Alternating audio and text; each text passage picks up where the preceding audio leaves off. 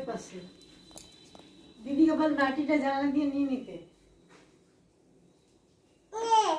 আসি আমার ভাই গাম বাটিটা কই? ওই যে বলছে নে মা বাটা মা মা বাটিটা কই?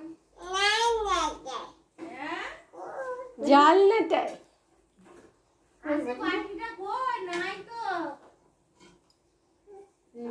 কই এবার তো দেখছিলাম বলছি কই আসি কোথায় গেল বাটিটা?